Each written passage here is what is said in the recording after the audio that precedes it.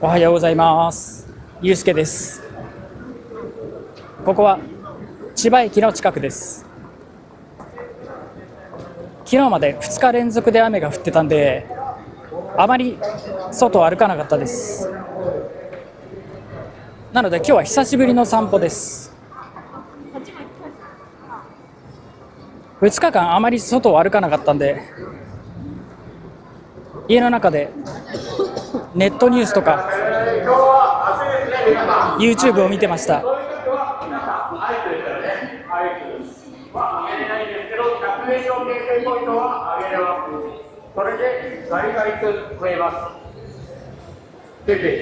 でもネットニュースは嘘の情報が混ざってることもあるんで、ニュースとかブログの記事を読んでるとだんだん疑い深くなりますね。最近ネットの討論番組とか何かを議論する場で、なんかそういうデータがあるんですかみたいに言う人がいます。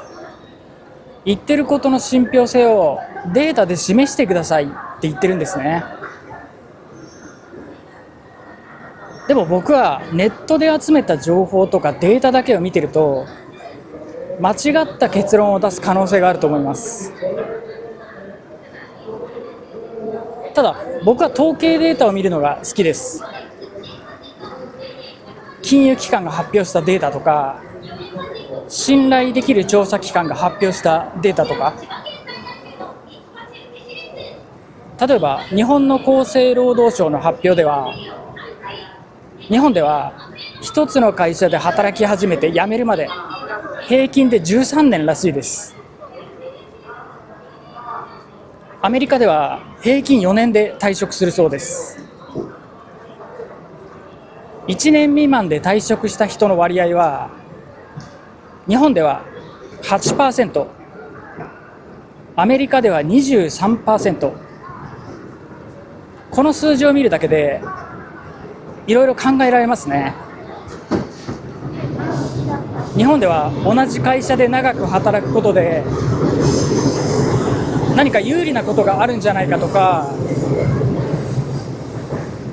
アメリカでは長く働けない事情があるかもしれないとか、数字を見るだけでいろいろ推測できるのが楽しいです。でも同じデータを見ても感じることは人によって大きく違うんですね。統計データを正しく理解できれば興味深い事実を知ることができて楽しいんですね。でも読み間違えると事実ではないことを事実と勘違いする場合があります。タバコとがんの関係がいい例だと思います。タバコを吸うと肺がんになる可能性が高まると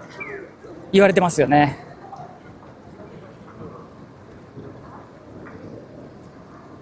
50年前、日本では 50% 以上の人が喫煙してました。今日本では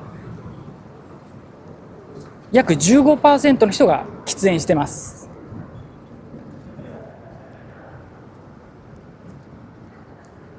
この50年間で喫煙者は 50% から 15% に減りました。当然肺がんになる人は減ってると思いますよね。